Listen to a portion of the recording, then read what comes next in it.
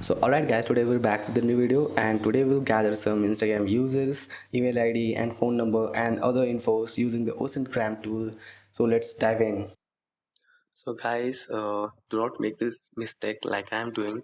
So do not just type yes, it will throw you in an error and you'll be logged out like this. So I tried logging back in investing Osintgram using another account.